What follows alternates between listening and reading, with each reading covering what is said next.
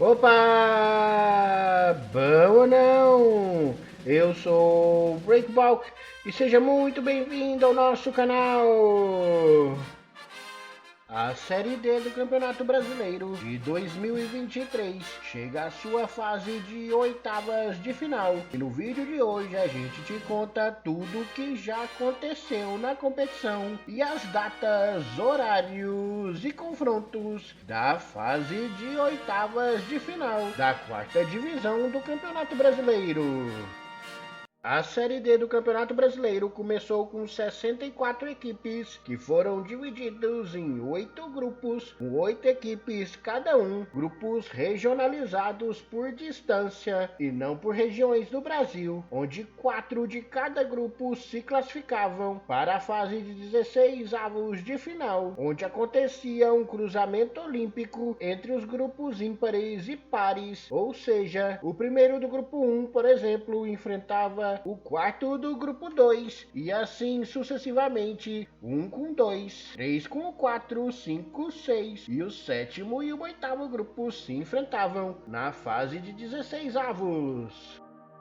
Já na fase de oitavas de final, só para exemplificar aqui para vocês, já estava tudo pré-definido. Com aquilo que eu falei, o grupo 1 pega o grupo 2 e assim sucessivamente nos 16 avos de final. E o vencedor do jogo entre os membros do grupo 1 contra os membros do grupo 2 enfrentava nas oitavas de final o vencedor do confronto entre o grupo 3 e o grupo 4 e assim sucessivamente, sendo que os membros de cada um dos 4 grupos eram sempre um primeiro, um segundo, um terceiro e um quarto colocado.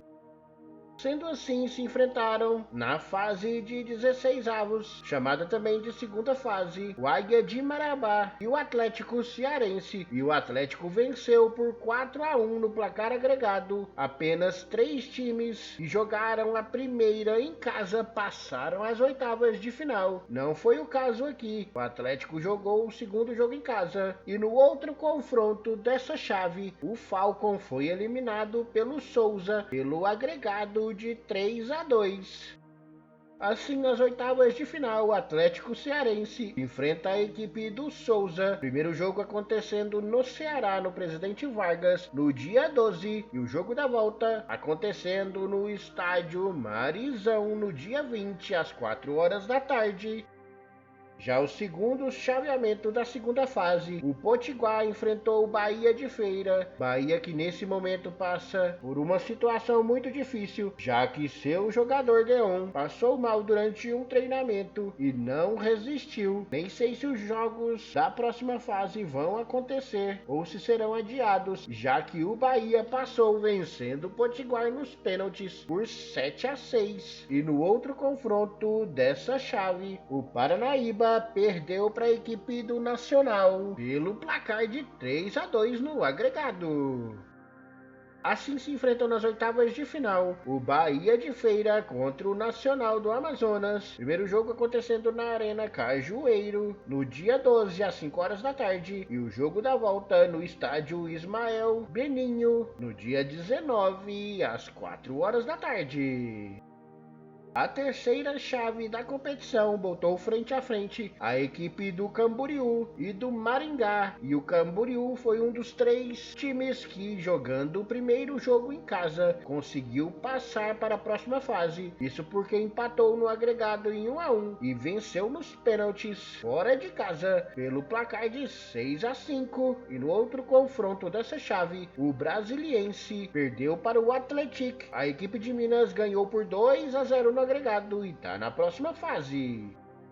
Nas oitavas de final, então, a equipe do Camboriú vai enfrentar a equipe do Atlético. O primeiro jogo acontecendo no estádio Hercílio Luz, em Santa Catarina, no dia 12, 5 horas da tarde. E o jogo da volta acontecendo na Arena Unimed, no dia 19, 3 horas da tarde.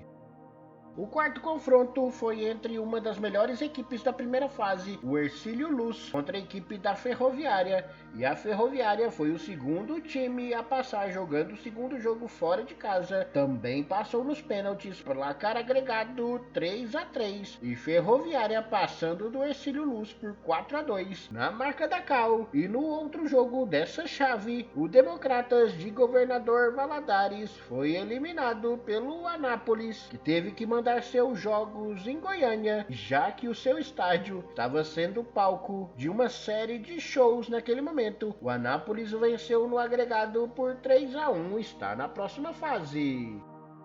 Então, o confronto de oitavas de final será entre a equipe da Ferroviária e a equipe do Anápolis. O primeiro jogo acontecendo no estádio Fonte Luminosa, em Araraquara, no dia 12, 5 horas da tarde. E o confronto da volta acontecendo no dia 20 de agosto, às 16 horas, com o estádio ainda a ser definido, já que por conta dos shows que tivemos no Jonas Duarte, o gramado ficou totalmente destruído e neste momento da gravação do vídeo passa por revitalização, e se estiver recuperado até o dia 20 será o palco do jogo, senão o Anápolis mandará o jogo de novo em Goiânia no Estádio Olímpico.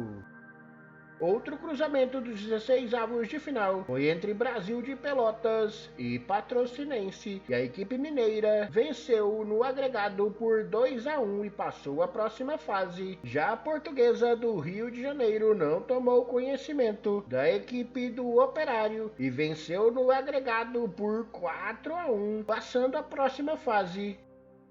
Então, o confronto de oitavas de final será entre Patrocinense e Portuguesa do Rio, com o primeiro jogo acontecendo no estádio Pedro Nascimento no dia 12, às 6 horas da tarde, e o jogo da volta no estádio Luso Brasileiro no dia 20, às 4 horas da tarde. Outro confronto da segunda fase foi entre Asa de Arapiraca e Nacional de Patos, e a equipe mais famosa, o Asa, perdeu para o Nacional pelo placar de 3-2 no agregado e está eliminado. Nacional de Patos na próxima fase, e o Princesa de Solimões também perdeu para a equipe mais forte até agora da Série D, que é o Ferroviário do Ceará, placar agregado 4-1. O Ferroviário segue forte na competição e pode ser o primeiro bicampeão da Série D, já que até agora, nas 14 edições, não tivemos nenhum bicampeão. Assim, o confronto de oitavas ficou definido como Nacional e Ferroviário, o primeiro jogo acontecendo no estádio Zé Cavalcante, no dia 13, 4 horas da tarde, e o jogo da volta no Ceará, no estádio Presidente Vargas, no dia 20, 5 horas da tarde. Em mais uma chave na segunda fase, o Maranhão, que tem uma campanha surpreendente. Eu havia falado no primeiro vídeo, Maranhão no ano passado nem time de primeira divisão estadual era, e dessa vez foi um dos 3 times a jogar o segundo jogo fora de casa, a passar de fase, mais um nos pênaltis. Os 3 que passaram jogando o segundo jogo fora de casa passaram nos pênaltis, agregado 3-3 em cima da Tunaluso, e nos pênaltis 5-4 pro Maranhão. E o segundo jogo dessa perna foi entre Pacajus e a equipe do Retrô, ascendente no futebol nacional e uma das candidatas ao título, venceu Pacajus por 4-2, Retrô na próxima fase. Assim, o confronto de oitavas de final ficou decidido entre Maranhão e Retrô. Primeiro jogo acontecendo no estádio Castelão. E não se enganem, é o estádio Castelão do Maranhão, no dia 13 de agosto, às 4 horas da tarde. E a volta acontecendo na Arena Pernambuco, no dia 19 de agosto, 6 horas da tarde. E o último chaveamento da segunda fase, consequentemente, o último jogo das oitavas, vai ser disputado entre os vencedores dos jogos entre Internacional de Limeira e Caxias do Rio Grande do Sul, onde o Caxias venceu no agregado por 2-1 e passou à próxima fase e enfrentará o Ceilândia, que venceu o Vitória do Espírito Santo no agregado por 3-1. Ceilândia é outro time que vem muito forte na competição e também é candidato a título. Assim, nas oitavas, Caxias e Ceilândia se enfrentam, com o primeiro jogo acontecendo no Estádio Centenário, em Caxias do Sul, no dia 13 de agosto, 4 horas da tarde, e o jogo da volta acontecendo no Estádio Abadião, no dia 19 de agosto, 6h30 da tarde.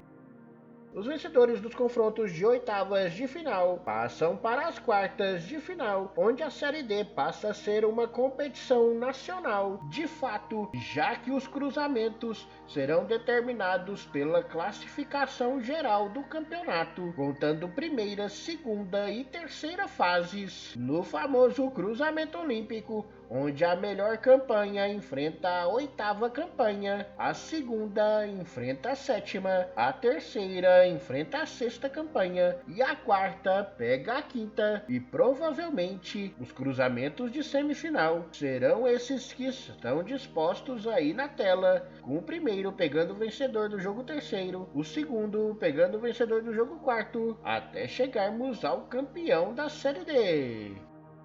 E esse foi um breve relato de tudo que já aconteceu na Série D e tudo que vai acontecer nos 2 próximos finais de semana. Deixa aí nos comentários quem vocês acham que passa a fase de quartas de final e quem será o grande campeão da competição desse ano da Liga Brasileira mais alternativa a nível nacional. Beleza! E por hoje é isso.